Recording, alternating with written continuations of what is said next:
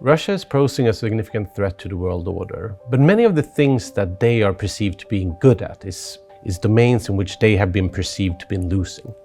Russian strategists have long pondered what the essence of power is in the modern world, and they came up with many of the things that we think that we are doing that are benign, such as soft power, is something that they believed had been weaponized by the West. The ability to get what you want through attraction and persuasion is soft power. When the Berlin Wall went down, in other words, their minds have been changed. They've been attracted and persuaded. And that's an example of soft power. The Russian twist of soft power is not soft power in the way that we think about it, the power of attraction. It is rather the weaponization of non-military means of power. They believe that the West has been so successful in weaponizing information influence, ideological influence, political pressure, and really, in essence, brainwashing populations to rise up against their corrupt, kleptocratic leaders, overthrow them, and then pursue a more pro-Western policy. And this is something that Russian strategists have seen to take out in the information domain. Today, more and more influence is being formed by what you see on a few number of platforms in social media. There's an enormous amount of power invested in the algorithms that choose how you perceive the world. And this is something, of course, again, Russian strategists are thinking, how can we use this? This is best represented in the so-called troll farm, where you have thousands of people sitting, trying to promote the Russian narrative, really gaming the algorithm that shapes what you see and how you perceive the world. Western states have long had a problem of countering Russian information operations because our information domain is premised on the idea of freedom of speech and really the free flow of information, but the integrity of system, which is cybersecurity. Whereas the whole idea of the marketplace of ideas is that bad ideas will weed itself out.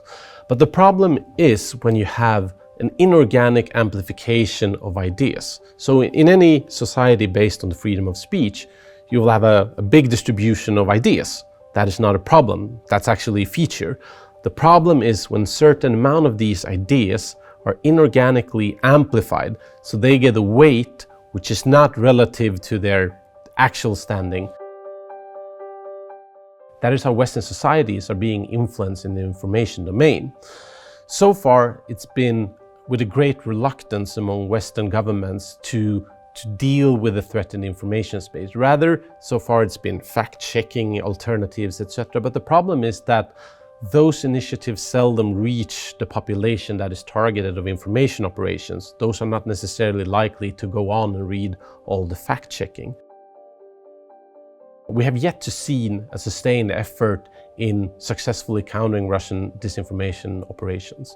A lot of the responsibility for doing so goes directly to the platforms, and we have seen some change of Facebook, for instance, cooperating with Graphica and mapping out the autonomy of Russian information operations, and also YouTube, where Russian information operations has been very successful in saturating certain search words. So for instance, chemical weapons in Syria, you would find maybe 7 out of the 10 top results would go to Russian state-owned media or quasi-state-owned media.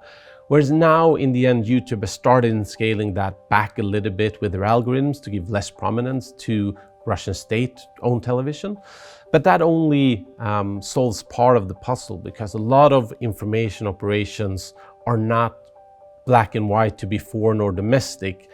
The biggest impact of information operations is when they become internalized. They might start from the Russian side, but then when people in Spain, people in the US, people in Europe sees them, internalize them and shares them further, then it's no longer an international or information operation, then becomes a domestic problem, and then it's hard to deal with in a society based on the freedom of speech.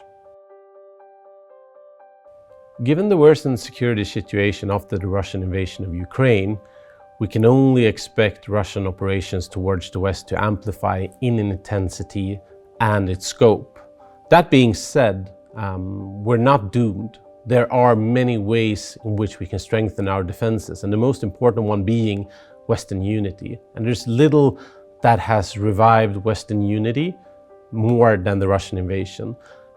Europe, EU, NATO has never been that closely knit together in the sanctions package, in the support for Ukraine, and additional measures to protect ourselves from Russian aggression.